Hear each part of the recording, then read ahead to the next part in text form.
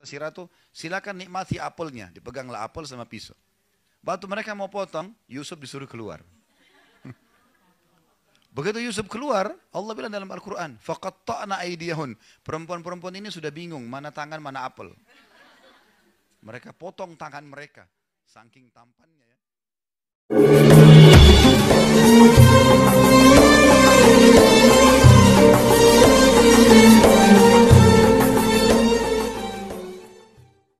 Yang baik. Pernah ada sahabat, Bapak Ibu sekalian, stroke. Seluruh badannya ini nggak bisa bergerak dan struknya unik. Jadi tidak pernah ada orang kena penyakit begini. Yang boleh cuma bergerak, yang berpunya wajahnya. Maka Nabi SAW datang ke rumahnya, lihat orang ini. Kata Nabi SAW, doa apa yang kau ucapkan? Jadi Nabi tanya doanya. Bukan dosa apa yang kau buat, ditanya. Karena orang ini orang saleh. Kok bisa datang gini? Dia bilang, ya Rasulullah, saya mengatakan, ya Allah, kalau seandainya ada hukuman yang akan menimpa saya di akhirat, percepatlah di dunia. Kata Nabi SAW, subhanallah, maha suci Allah. Kenapa kau minta sesuatu yang kau tidak mampu? Kenapa tidak bilang, Rabbana atina fid dunya hasanah, wa fil akhirati hasanah, wa qina adzabannar. Minta keselamatan dunia, keselamatan akhirat. Untuk apa minta azab didatangkan? Ya Allah terima. Ya. Ada orang begitu, anaknya sakit. Ya Allah, daripada anak saya saja yang sakit. Ini kebodohan ini. Ya Allah, jaga kesehatan saya, sembuhin anak saya. Nah itu yang benar. Orang tuanya mati, kenapa dia mati? Kenapa bukan saya? Loh, kok aneh ini? Ya. Jadi harusnya kita ucapin yang baik kan? Jangan ucapin apa, karena Allah bisa kabulkan.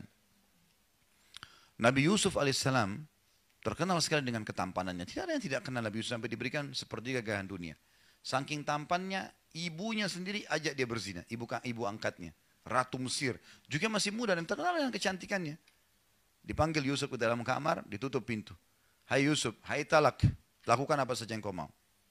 Digoda-godain dengan segala macam fitnahnya. Yusuf lari-lari, nggak mau. Ya. Dalam surah Yusuf kan begitu, surah nomor 12, Yusuf lari, meninggalkan dia kan.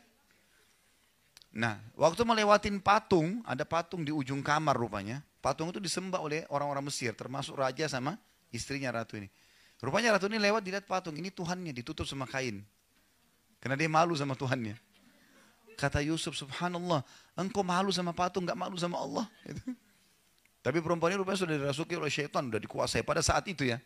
Dia tetap kejar Yusuf. Yusuf lari sampai ke pintu kamar. Lalu karena penasarannya dipegang baju Yusuf dari belakang, ditarik, sobek. Begitu dibuka pintu, saking lihainya nih perempuan pada saat itu, depan pintu ada suaminya. Langsung dia bilang, apa hukumannya orang yang mau ganggu istrimu? Padahal dia tadi yang bahaya nih, ngajak orang.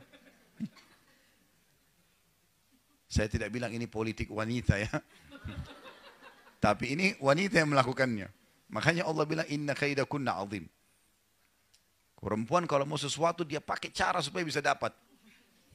Mau beli baju, mau beli tas, harus cari jalan supaya bisa dapat. Jangan, sebentar. Jangan tersinggung. Tapi itu normal, alami. Baik, kembali ke kisah dulu. Maka si raja bijak, dia nggak mau menghukum Yusuf. Dia bilang sama orang-orang di sekitarnya, panggil hakim istana. Panggil. Datang hakimnya. Hakimnya lalu ditanya. Hakimnya tanya Yusuf, kenapa Yusuf? Ini ibu ini yang ajak saya zina. Dia ajak ke kamarnya, ditutup, saya dikejar-kejar. Tanya istri ratu, bagaimana ratu? Jelas-jelas orang ini di kamar saya kok, gimana? Jadi luar biasa gitu. Maka untung bijak nih si hakim, dia bilang, kita kalau gitu lihat bajunya Yusuf. Kalau baju Yusuf robek dari depan, berarti betul si ratu. Karena laki-laki kalau mau nyerang dari depan, kemudian disobek bajunya karena membela diri.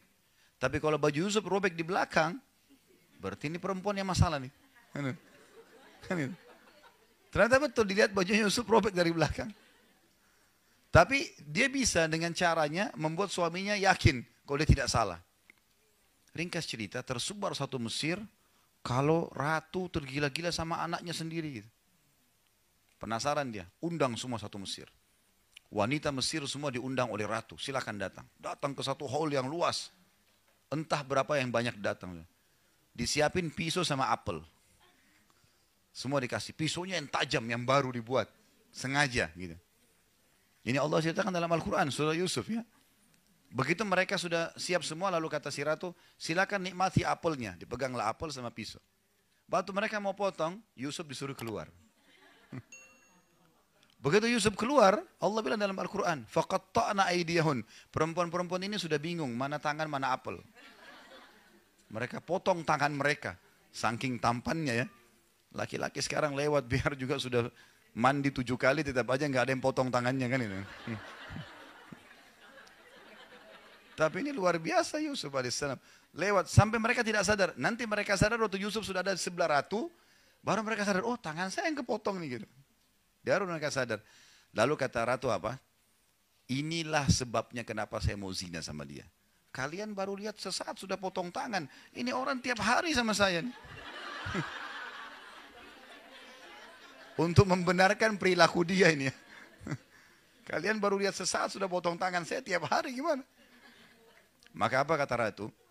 Saya akan terus paksa dia buat zina atau dia dipenjara. Yusuf alaihissalam langsung berdoa waktu itu. Apa kata Yusuf? Ya Allah, penjara lebih aku sukai daripada apa yang mereka ajak. Daripada zina, penjara saja ya Allah. Jadi doa Nabi Yusuf apa? Minta masuk penjara. Di penjara Yusuf alaihissalam sekian tahun. Bertahun-tahun, tidak ada kisah Yusuf sudah habis ceritanya. Ya, sama mungkin kalau orang tanda kutip, tentu Yusuf tidak berbuat jahat ya. Tapi kalau orang berbuat jahat kemudian masuk penjara, orang sudah lupain kisahnya, sedikit yang genang gitu. Yusuf alaihissalam kedatangan Jibril, lalu Yusuf tanya, hai Jibril, kenapa Allah biarin saya lama di penjara? Kenapa nggak dikeluarin? Saya kan tidak salah. Kata Jibril, Tuhanmu menjawab, hai Yusuf, karena kau sendiri yang minta penjara. Karena kamu yang minta penjara. Kalau kau minta keselamatan, Allah kasih kau keselamatan. Kau kan bilang, penjara lebih saya suka ya Allah. Nah, makanya jangan ucapin doa yang tidak benar. Berdiri di cermin, kenapa saya jelek ya? Untuk apa bilang dirinya jelek? Kenapa saya gendut ya? Ya. Apalah. Sudahlah, ini juga yang kita lihat di cermin, ini ciptaan Allah. Kita bahkan tidak bisa menciptakan rambut kita sehelai. Syukurilah gitu kan. Jalani, perbaiki, usahakan maksimal. Jadi yang dimaksud, kata Nabi SAW, was'alullah al-afiyah, mintalah keselamatan, mintalah kebaikan, jangan minta keburukan. Sudah saya kasih contohnya tadi.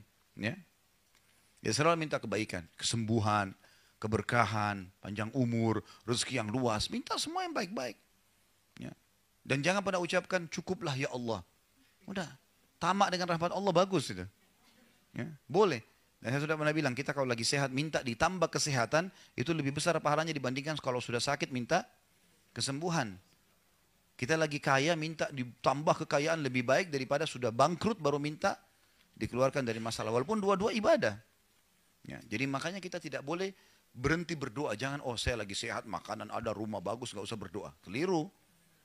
Bahkan kata Nabi SAW, kenali Tuhanmu pada saat kau lagi lapang, dia akan mengenalimu pada saat kau lagi susah, sempit. Jadi kalau mau diijabah doanya lagi sakit parah, lagi bangkrut, lagi ada masalah berat, justru pada saat kita lagi sehat dan lapang itu sering berdoa. Itu rahasianya, tersambung ke sana nanti.